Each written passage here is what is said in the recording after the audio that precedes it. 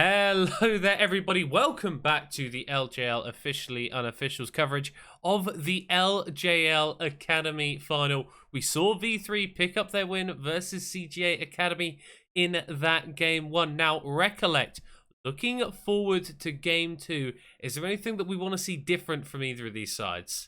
No more support Jarvan. I don't want to see it. I don't want to see support Jarvan, especially not blind Jarvan. I understand that you have flexibility, but if you go, if you lock in that Jarvan pick when you've already picked up your jungler, you're kind of signifying, it's going to be that top lane Jarvan, but you don't even have red side counter pick, so you're not really giving yourself that flexibility, as you kind of have to show, where that's going. And it was a little bit awkward to see out of CGA, because to be honest with you, outside of the issue with the Jarvan, it felt like in the early game they were scrapping very, very well. Yeah. The skirmishing was going CGA's way, and I want to see them do that more. Take the fight to V3. It's something that we haven't seen a lot of people be able to do. So if you're able to put them behind, V3 has shown weakness in this game. They've shown that, when they do fall behind, whilst they can get back into the game, that's definitely, not something impossible. They don't seem to have as much proactivity. They did seem a little bit shaken. So, I want to see CGA keep pushing the tempo, but maybe be a little bit more careful about allowing so much mobility through if you're not going to have that crowd control to lock them down. Yeah, it feels like almost CGA were, I don't want to say taken down by what they drafted, but it feels like if they'd gone for a more standard composition, then the way that they were playing out the early game definitely could have transitioned into the mid game a little bit more favorably. And you need to be very good at doing that, because we know that's when V3 really likes to turn it on. They're a team that has generated a lot of advantages in this tournament just naturally through laning phases by having really good players. But I think that's the one place that CJ can properly match them.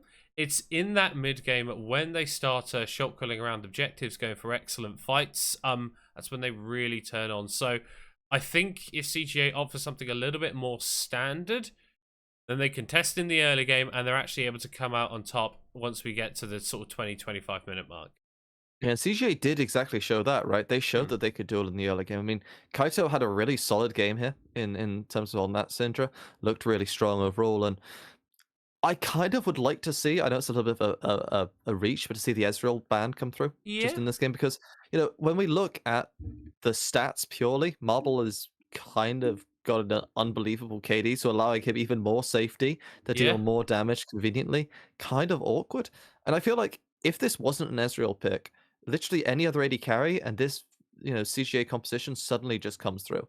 I think it becomes so much harder to play if you don't have that Arcane Shift available, because in my mind, there's nothing else you can really play that's going to have that same amount of... He just safety. Offers like a lot of safety.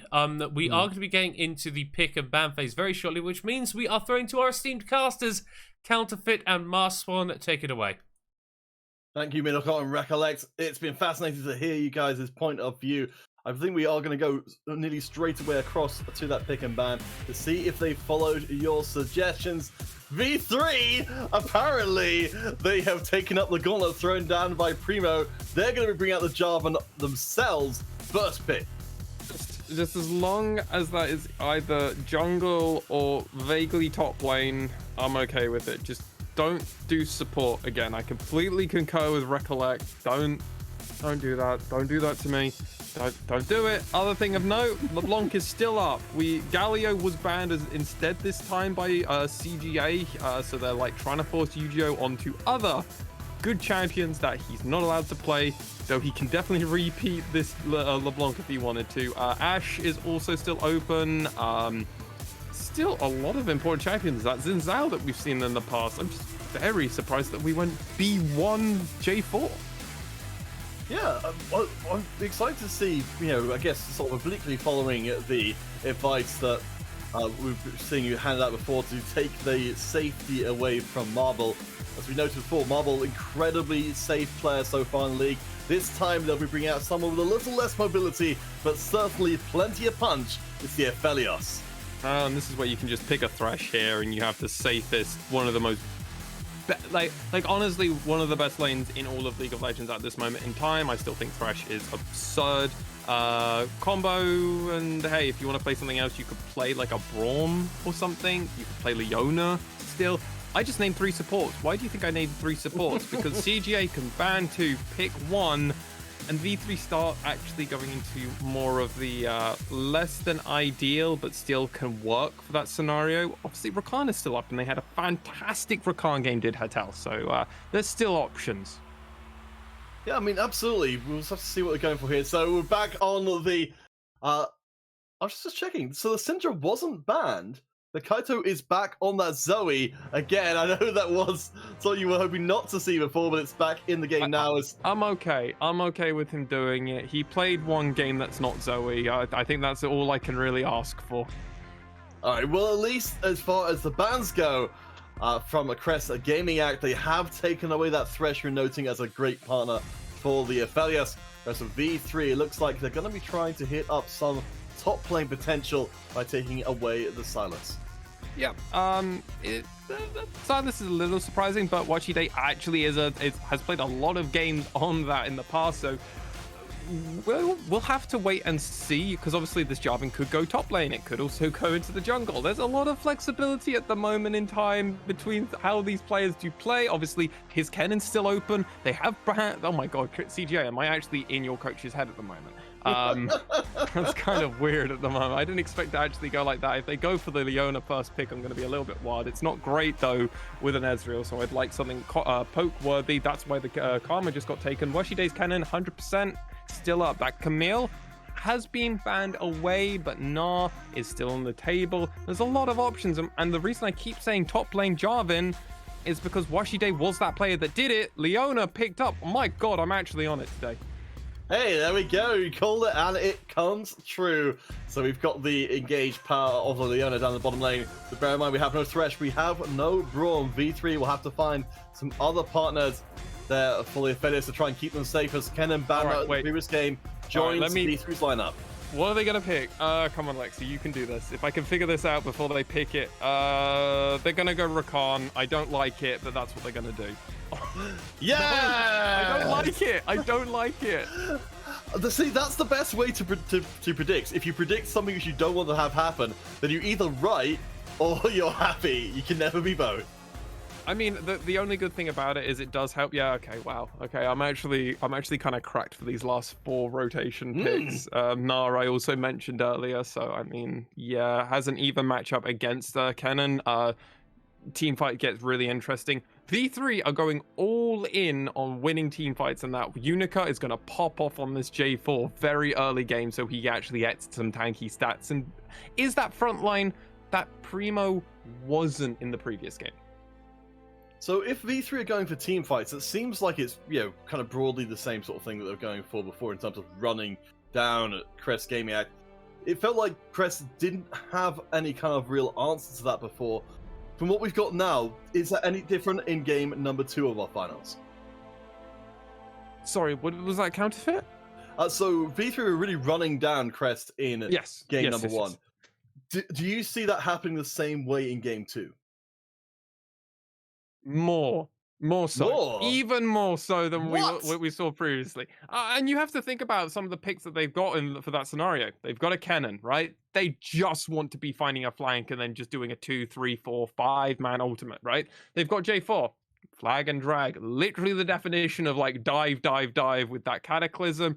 They've got Hatel, and then they've got 180 carry who can just chill on the backline, be that scaling, be that kind of a reliance and consistent damage throughout a elongated team fight. I love this from V3 Esports. Again, it's also not a particularly difficult comp. A lot of this, okay, outside of LeBlanc, a lot of these champions, you only have to press R, maybe do 1 or 2 of your other abilities, and then you're done. Now, the picks on the side of CJ are a little bit more difficult this time, but at the same time, they also do need to get in there. Like a lot of this Lee Sin has to get close. This Ezreal has to get close. At least close enough. And with the amount of reach that the side of V3 Esports have, with like flag and drag, then Rakan just grabs on and then charms and goes even further with Shurelias, there's a lot of engage. I actually, in hindsight, if you could have a perfect one, I would have actually preferred a Sivir instead of an Aphelios. But I do like the amount of damage output that you get because of an Aphelios over a Sivir. I just like the idea of Sivir pressing R and the whole V3 just running at them. It would definitely seem to be very much on brand, but I suppose one thing that is missing for V3 in this game, which they did have in the previous game, is that with the Ezreal being taken away, Marble is by no means safe by themselves anymore.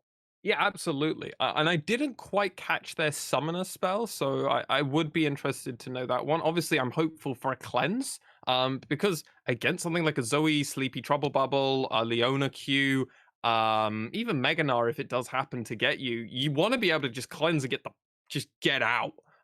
You don't have the flexibility of like a support who's going to be able to do that for you. There's not a Tahm Kench on the team. There's not a Thresh there, which they could have gone for. But obviously, because they didn't do all of these things, Marble's going to have to play a bit defensively. However, he's done this once or twice before already in a similar situation where his support couldn't get him out of trouble, and it worked out fine. Absolutely fine. I've just thought of another pick that I preferred over that Rakan. It's a Morgana. I think I like Morgana more for the Black Shield because you just got my brain thinking about that, and I'm like, oh. Well, I mean, you predicted the drafts pretty damn well so far, so maybe that's a game 3 coming through. Don't give away that the script has already been written. I mean, certainly what we've seen from V3 so far seems to be going according to their playbook. A small note on the previous game, though, and hopefully I can be corrected by our analysts if this is wrong. I believe that might well have been the most deaths that Marble has taken in any game so far, in that he took 2 deaths. But anyway. No, it was, because I can actually tell you that with confidence now, because outside of the DFM V3 game where I do know he died, I don't know if he died more than once, the stat that Middlecott loved to give me was that, or was it Recollect? It was one of our 2 analysts who basically informed me that he had only died twice out of all playoffs. Yeah, well, it's not. I guess that's not true anymore. But let's get onto the field officially for the second game of the LJL Academy Grand Finals. Game 1 to V3 as they ran down the Crest Gaming Act. Now, Crest Gaming looking to clean up their act for game number 2 and bring the series back to parity.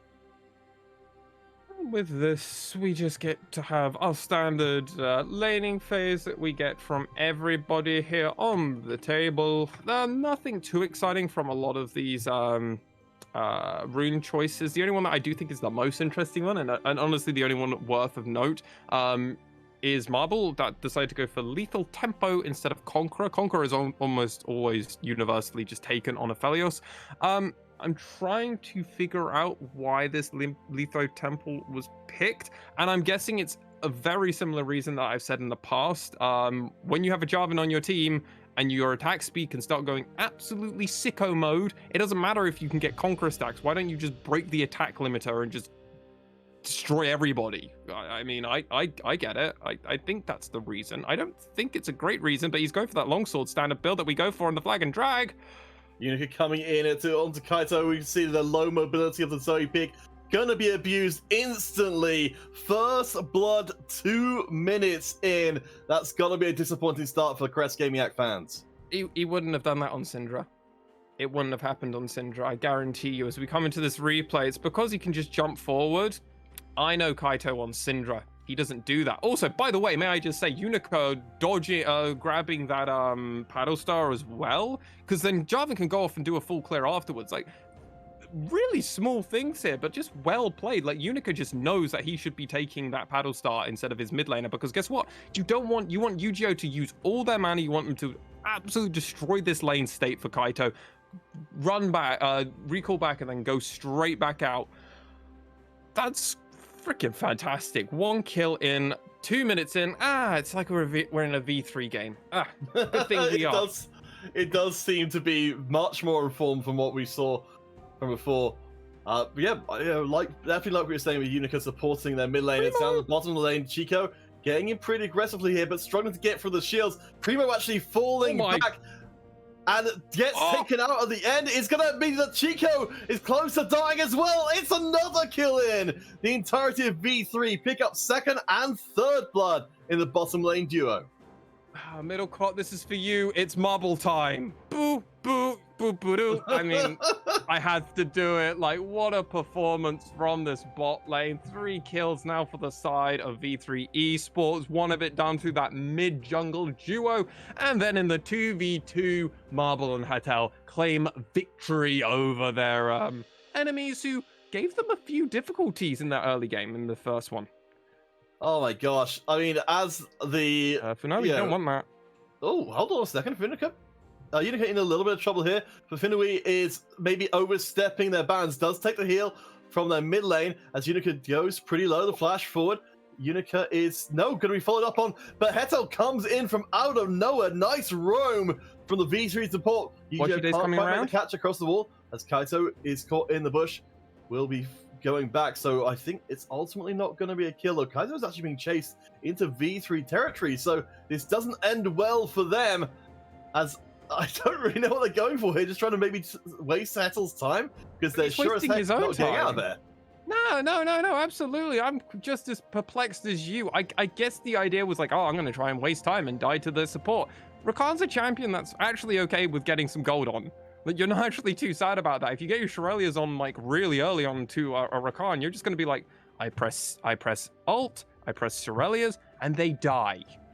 And they just keep dying because I go far faster than anyone is expecting. Kaito, after an incredible performance on that Syndra, having a really difficult time on arguably the pick that I would associate with them more than any other. Disappointing, but hey, there's always a comeback mechanic with Zoe's.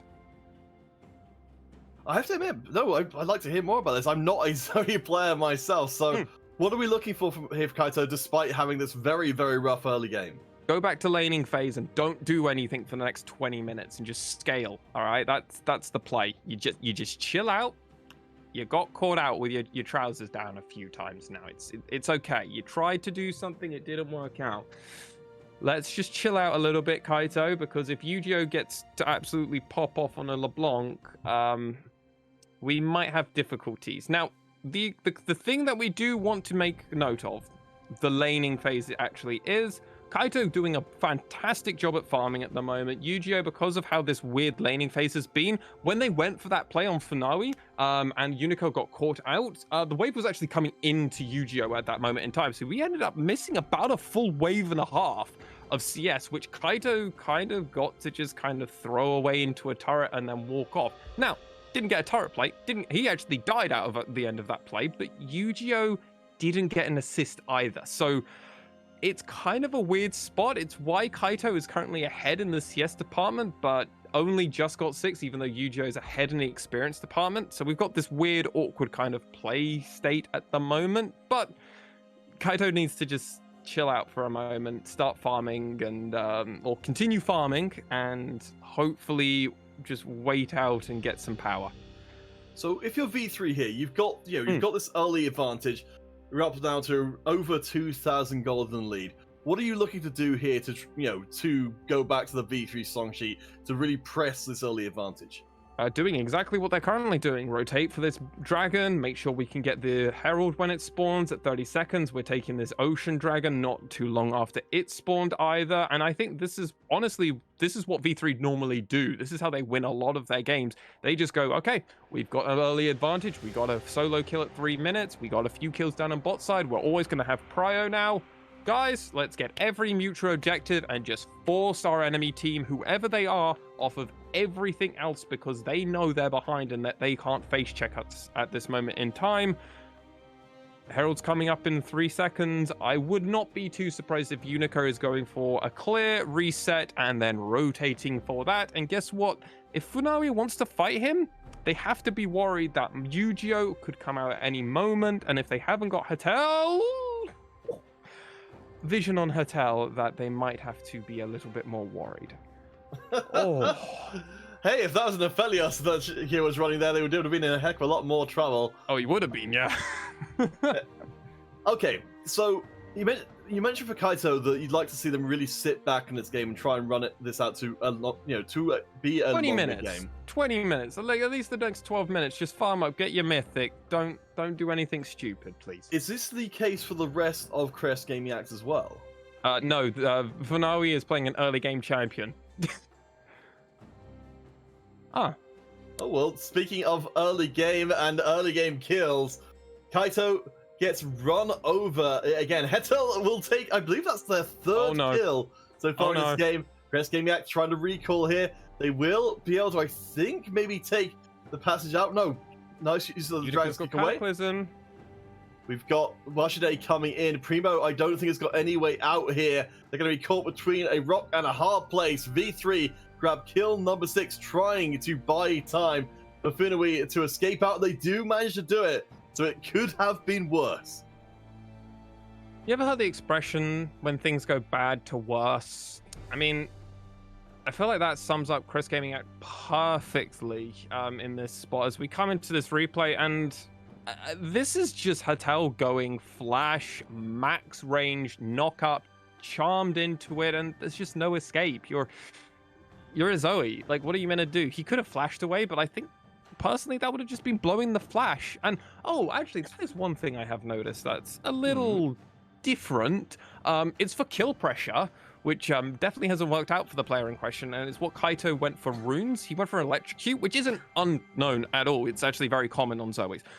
But we do see in competitive play, at least, a large amount of Zoes sometimes going for Spellbook, for the flexibility of having, like, you can get a cleanse sometimes, you can play far more flexible, and because Zoe just wants to spam abilities and her ult, Hetel, this might be awkward. Yeah, we're just going to run into a little bit of unexpected company. Does manage to get across all, but the follow-up from Lee Sin is good. Marble is already a scary, scary damage source now, Felios, so Crest Gamiac decide not to follow up any further. It does feel a little bit like Crest are trying to set up for a dragon that's not going to be here for a couple of minutes.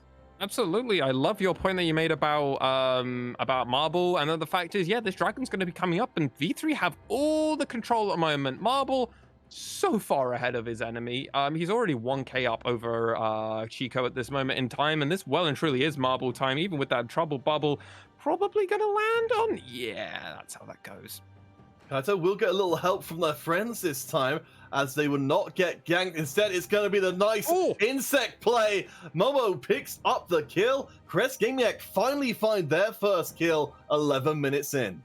Yeah, and hey, what a perfect place to find it. On the jungle. That is a really solid place. It's a little bit unfortunate it's not onto Hetel or Yu-Gi-Oh! Obviously, both of those were not in a spot to probably die, but that's where the shutdown gold is, so that's where CJ probably would love to index on. It's why when they did find that pick on Hetel, it was like, ooh, it looked really solid, but the fact is, that trouble bubble landing at point range blank, it's why I kind of set it up for you, and then it looked so perfect. But a really nice insect play here from Funui. Only way that they were going to be able to get that one without it, living on a prayer, I think would be the safer way to say it. Well, we were looking for Funui to make some early action happen for the team, and that's the first time that has paid off. So Crest Gamiac, they are behind for the time being. First Drake belongs to V3. It looks like this next Drake will be the Crucible that will maybe allow Crest Gamiac back into the game. They're certainly first to get their vision down in the pit, as Unica roaming around that pit itself. If they get taken out again, surely this Drake belongs to Crest. Yeah, I mean, V3 don't have Prio in the bot side, and Washide is going to try and find a pick onto Momo here as they're not Mega. Unica will get slept up on the top side. The top lane, the brawl continues. Washide surely shouldn't win out the 1v1, but no, they are chunking down Momo. Washide following up, can't quite get the last bit of damage, but Momo looking to transform if they can. They have still got the ult available, and that's why Washide is going to back away. Yeah, and with this bot lane Prio, obviously it allows the side of V3 Esports to probably set up with this Rift Herald. They're probably going to look to try and get a push, get a pick onto Chico. Obviously, though, getting a pick onto an Ezreal is sometimes rather difficult. It certainly seems to be up for it, though. You can see V3. Chico, yep, gets C-Seed for days. Doesn't even get the chance to try and flash away. Immediate Herald drop from Crest onto Crest's bottom lane tower. Means that there's a hard choice for Crest. Give up the tower, give up the Drake, or maybe give up both. Yeah, it's surprising. I thought that was actually going to just kill the tower in one shot, but it ended up not doing exactly as I kind of expected for them. And then they are going to have to clear out this pink ward. There is the one on the very back side, so they should be a little bit aware. But now looking over at the side of Crest Gaming, there's no TPs, there's no teleport you have to worry about from Momo. So actually, any deep wards actually at the moment don't really mount too much. They do just pull off of there. But coming into this replay, I want to explain how they got this to work, because if it wasn't for the charm from Hotel here, Chico would have had the opportunity to have flashed and jumped away, but it is the perfect combination of crowd control that just allowed them to do this. The flag and drag obviously sets up beautifully, but if you don't immediately get the knock up with that charm first, there would have been the option, or at least opportunity. Whether Chico would have done it or not is a whole nother kettle of fish, but there would have been the opportunity cost. That was taken away. That was completely stripped from them by Hotel's charm into knockup, and massive damage that Marble does. So back into Drake Pit. V3 falling back from the Drake before. Now they can take it without being spotted out by that speed shrine with the sneak across the wall from Unica. But it looks like Crest have got some designs of their own. Remember, first tower has not been taken, though it's a very close thing. Marble gets that one down just shy of 15 minutes. Second Herald is coming up soon. But Momo is getting some alone time with his topside tower. Now they've got the Divine Sunderer completed as well. Yeah, I mean, this is just a trade for V3. Washide has just been playing a vague weak side game, and now he's like, yeah, I am not happy about the situation I'm in. He's just dead. I probably would have had a better shot if they just stayed in that brush. Hilariously, it might have been the kind of thing where they go, oh, there's no way he's still here. There's no way he's still here, but hey, they might have. Kaito, though, might be in a weird spot. Yeah, it's going to be found out there. I guess they must have been spotted going into that bush because there was no vision in the brush itself. Primo is getting chunked down. Momo can't join the fight on the other side of the wall. You see the Finaway on the Lee Sin is also leaving. So V3 get to pick up the kills, and they're going to be able to move Marble onto that mid lane tower and chuck that one down too. Oh no, though, you look at Funawi. Coming in from the back. No! Marble does not get caught there, able to escape out of trouble using the flash. Funawi gets punished for their aggression, and V3's hype train keeps on rolling as Yu-Gi-Oh! Comes in and annihilates. Alright, so how are you feeling about your prediction right now, Counterfeit? I have to come back to you about game number one. You felt like it was still okay, and I agree. Your game number one was definitely pretty good for CGA. This one, less swimming.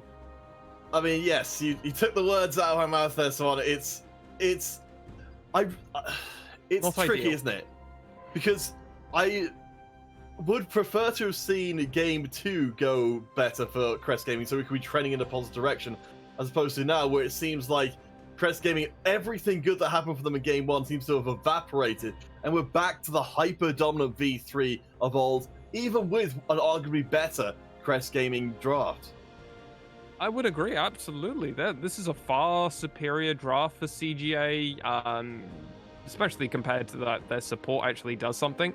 But even then, Primo is just kind of not having a great series so far. This is the second game in a row where they've not really been able to get much to work. And maybe Yu-Gi-Oh could do. Oh my. Momo, a Yu-Gi-Oh fight, and you can see there, it's even without, too much in the bank. Well, I say too much in the bank. He's got 9 stacks. Kills. Yeah, 9 stacks, 5 kills. It's gonna chunk out half of Momo's health, but interesting. Wait, he's got 9 stacks. Oh my. Oh, that actually just kind of hit me. I'm like, oh my, Yu-Gi-Oh stacking a Death Note. That is terrifying, actually. Yeah, an upgraded Mage Eyes.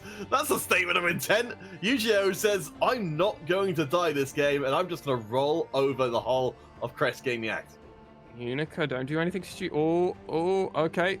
He's just face tanking, and all the members just walked away. What? You can see V3 are in the heads of Crest Gaming Act right now. Even when presented with an opportunity, Crest see it as a trap rather than a chance to get back into the game. TP into the back of the fight.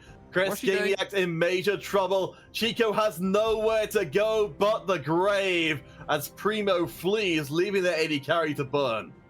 Yeah, probably the correct move. Not really worth dying for their sins. Just because they're there doesn't mean you have to be there at the same time. And Let's see if anything can happen in this top side. It's going to be difficult, but Unica is here. Yeah, right now we've been seeing V3 again and again. They're not getting into those team fights we saw before. They're just picking it off the individual members. Kaito has no way out, no flash. Unica He's going to get swarmed by the entirety of the V3 squad. This seems a little excessive, but V3 don't do things by half, going onto the tower and annihilating Kaito. It would be excessive if they weren't also going for the tower afterwards. They're planning to also reset now. You can already see 2 of the members of Hatel and Marble resetting. Why are they resetting? Because they want to come back around, help out this bot side, and also Dragon spawning in 40 seconds. Yeah, at least for Momo, they're able to get some done as Washington will again be 1v3. Oh my nice God. use of the slicing wrestling, gets the kill onto the tower. Washington survives 1 versus 3. No, but he decides to go in anyway, knowing that they will die in return. So it took 3 members and 2 deaths to take Washington down, as Chico is in major trouble and is only worth 176 gold because that's their 5th death. What is going on? The side of V3 just going sicko mode on us now, Counterfeit. The fact that we see a 3v1 and Washide comfortably coming out on top with 2 kills and only dying himself. So he trades up 2 for 1, net up. Always great, always great. Unica, a jungle J4 with only 1 completed item, beating an Ezreal. Because that's how that works, apparently.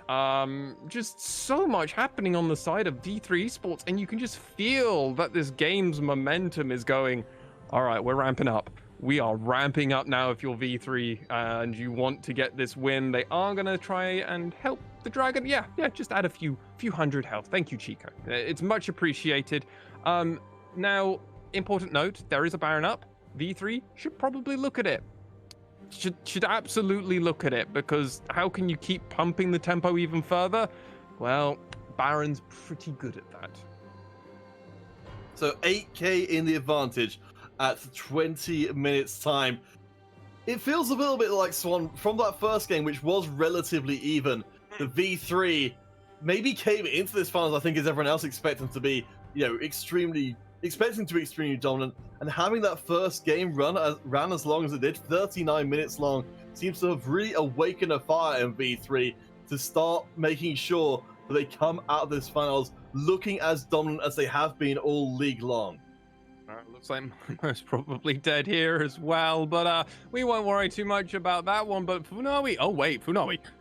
Okay, body block, there we go, again, Unica there for their mid laner, though I don't know if it will ultimately make too much of a difference.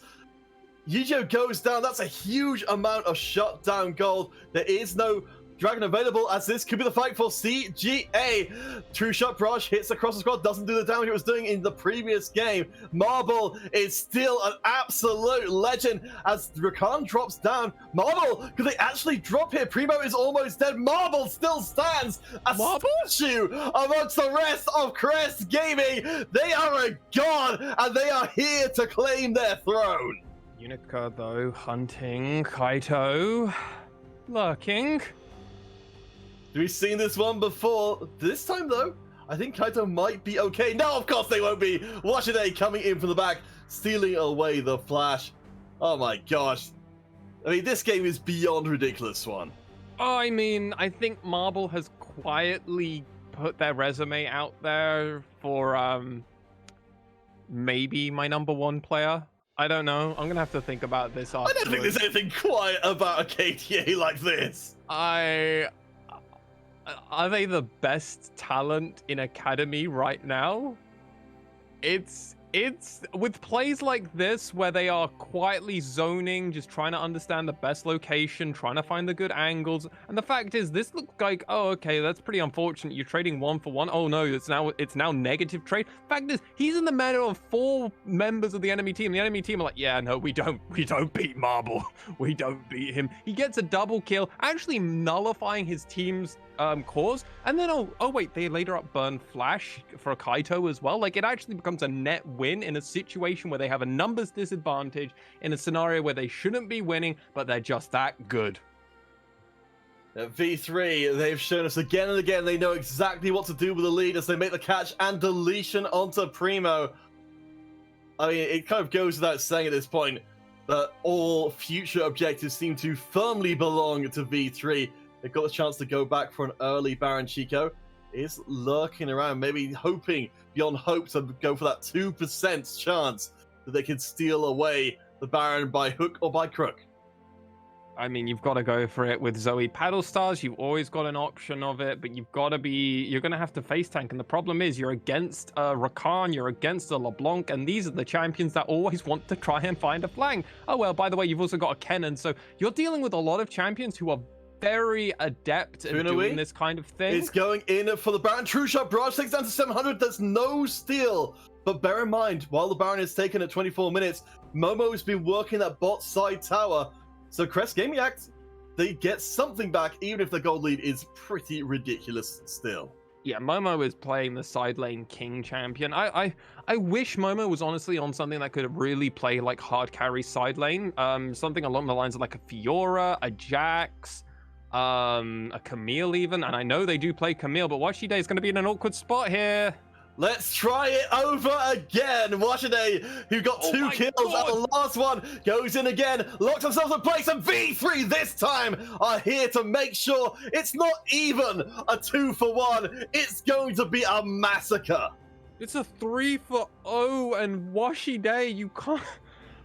Oh, I love this league. This is why I like watching Academy. This is why I love Academy, because you see the next prospecting talent do things like this, and I didn't know the name Washide till LJL Academy League started, and I'm so glad that I do know that name now. What a performance. Obviously, V3 are just now cracking down the front door, with Marble leading the charge as... They're not meant to, but why not? Why not lead that charge? Because guess what's up in a few seconds? It's that Dragon Soul. You've got an Aphelios. You've got a LeBlanc. And what's really broken on these champions? Oh, well, having a Kennen with an Infernal Soul as well. That just adds everything on top of it. The momentum, the zone, the game. Well, it's 11k in V3's favor.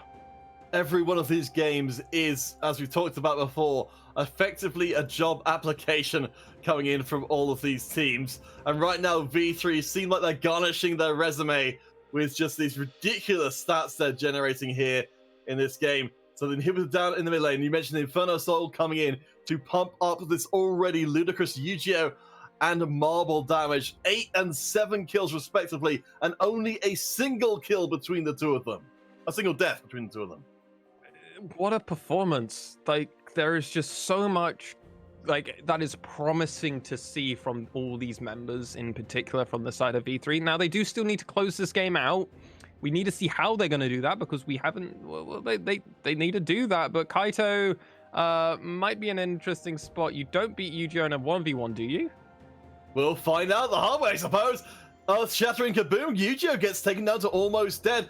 Kaito's going to be following up. And I think it's going to be the kill. The TP coming in is going to drive Kaito away. Funui coming in from the side, trying to look for that kill. But Yu-Gi-Oh! A tempting target, tempting enough to draw Kaito to their doom. Wait, did Washide steal that one with Redemption? No, Hatel stole it with Redemption. What? That's such BM. This is the murder, Rakan. 6 kills is the tertiary carry for the squad as Chico gets chased down by Unica, who can see with their 15 assists. Very much not the kill bot in this game, but buying time again for the rest of V3 to show up and show off. They annihilate all the rest of the standing members. Momo is the only one coming back up the fountain from Crest who's able to say anything at all. But 27 minutes in, it wasn't even remotely close. It really doesn't feel it, as we do see Momo trying their best, but they will also perish. And V3 Esports, you go ahead, knock over this fountain. This is just beyond belief. This is the V3 we've been seeing all tournament long. They were somehow absent in a game and number one, or at least in a very different form, but they seem to have found their feet once again. And I was hoping we would see more of the game one style action, but V3 apparently didn't want any more of that kind of even gameplay. No, and I want to go back to something very briefly before we do go to a break here and talk specifically about the mobility on Aphelios and how that really didn't seem to affect V3 at all in this game. And actually, the one time where it could have affected them was in that that jungle fight around the bot side river, where Marble ends up going 4v1, going kind of sicko mode, and does cleanse, remember. We actually see them go up. Primo goes up, tries to Leona Q. He immediately cleanses and then just goes, kills Primo, kills Chico as well with that crazy ult as well, and then gets away with it. I don't know if... I hope CJ can find a way to actually punish this kind of thing in the future, because Marble got away with murder in this game. Yeah, and it's definitely got murder on the mind. But fortunately, we've got some sharp blades of our own. The sharp minds of the analyst desk will be joining us in just a few minutes after the break to break down game number 2 and hopefully find us a path for Crest Gaming Academy to come back into the series so it doesn't end up being a 3-0. Stick around after the break. The Academy desk will return, and we, of course, will return for game 3 shortly after. Let's go 3-0!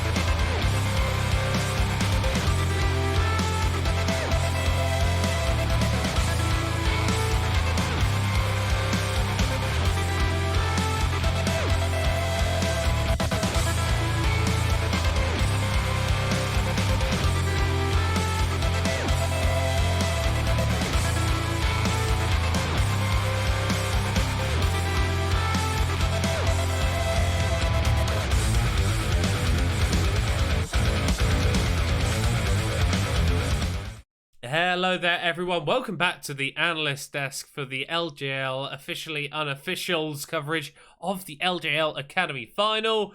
V3 take it to 2-0 versus Crest Gaming Act. And recollect, I've got a little bit of an analogy for you, a little bit of a metaphor, so if you just bear with me for a second. Okay. Are you familiar with a small championship called the World Championship? A little tournament. Oh, I might have heard of it along the grapevine. Yeah, so there was a period in sort of season 8, season 9 where we had a couple European teams that looked very, very good. They played aggressively, they had good drafts, they had good macro, and they made it all the way to the final, where they had a couple of close games, but then they just got absolutely shat on. Yeah. It feels like that is what is happening this time around. V3 honestly look like a completely different team, and a much scarier team at that. Yeah, this kind of looked like a little bit more like if NA went to Worlds. It's one of those cases of the last game there were so many signs of hope for the side of CGA. You know, Kaito was looking really strong in the early game and throughout the game in general. And I think that's kind of what V3 realized. They looked at the last game and they went, "What was the biggest issue we had this game?" So, well, Kaito was doing pretty well. How about we just level 2 gank him and just make it so he can't play the game? And it's like, yeah, strangely enough, that usually works quite well. So, I don't know. It's just a case of as soon as that first blood came down, there was then 2 more kills on the bot side, and it's just like, okay, game's completely snowballed now, and it's over at 8 minutes. Like the entire game was just completely doomed from that early stages. It was a rough one to play out. Yeah, and I guess we saw what happens if you're not able to stand up to V3 in the early game. Obviously, CG had a very close game one. This game wasn't close at all. I want to look forward a little bit because I think as we're both discussing in the green room, you can't really take too much from this game if you are, well, either of the teams really, because it's just V3 snowballing as cleanly as you can. I'm assuming that if you're CGA's coach right now, you're saying to the players, yo, don't let that happen again. Try and play it a little bit more chill in the early game and a little bit more respectful. Yeah, I mean, it's either that or you just meme about it and you go, "Yeah, we just got destroyed. That was a rough one." Yeah. I mean, there's not much you can do, right? Because at that point, I feel as though mentally, as a player, you're checked out by 15 minutes in that game because you know it's done. Like realistically speaking, when it's a ridiculous score like 20 something to 5 or whatever the ending, kill score, It was not normal. it was a bit of a blowout. It was a bit of a blowout, like a 12,000 lead or something along those lines in terms of goal, if I remember correctly. It was somewhere in that ballpark. It was big. The issue here is again you need to get that game sort of rolling to begin with for CJ, and it felt like the proactivity wasn't necessarily there in the same way in terms Yeah. of the synergy aspects, right? Because if we look at sort of the way that this game did play out, it felt as though Kaito never really got rolling until it was already too late. Being sort of the main carry that we would expect coming off of the game one performance, and at the same time, it feels as though CGA they don't play very well unless he is ahead to begin with, and whilst Funawi did make some plays happen, by the time that those plays were starting to roll, your champion story started to fall off in comparison to the game in general. So at that point, it was already a little bit too late for the side of CGA, and you couldn't have gotten a better Drake roll. In fact, you know what? Yeah. They've had really good Drake rolls in the last 2 games of V3. They've gotten really, really lucky with the Dragons. Yeah, well, I mean, but you make your own luck to a certain extent. If you're getting every single Drake and every single soul, at some point you are going to have those Infernals pop up and do a bit of work for you. But I agree with your sentiment around Funawi. Definitely started to make things happen, but felt a little bit late. I think looking forward towards the next game, absolute paramount for CGA is to sort of have a repeat of game one in a lot of aspects. Have it be a lot closer in the early game. Don't go for like these riskier plays and allow them to be made onto you by V3. And then as long as you're looking okay in mid-game team fights, maybe you can generate yourself enough of a lead there that you can start snowballing forward. But I mean, you're 2-0 down in the series. The last game you played was, I've already spoken, like an absolute bloodbath against you. It's really difficult to actually execute on a game plan at this point, even if it is a good one, because mentally it's a rough place to be in as a player. Yeah, and I think the most worrying part of this game isn't even the fact that Kaida did fall so far behind. Kaito, sorry. It's the fact that it felt like for most of this game, Primo was playing the Ezreal sort of in isolation. Didn't really have anyone there, and yet it felt like they didn't gain advantage that much across the map anyway, with all of the support roam timing being allowed. So it to me is a little bit of an awkward sentiment, but I do want to see a bit more proactivity towards the mid lane, send your resources there and snowball out through there. Yeah, Kaito's a very good player. Let him be a very good player. We are going to be heading to a short break now. When we are back, we're going to be here breaking down what we need to see from CJ, if they can pick up a win in this game 3, or to see whether V3 are just going to bring it home in the clean 3-0. We're going to see you in a couple minutes. Don't go anywhere.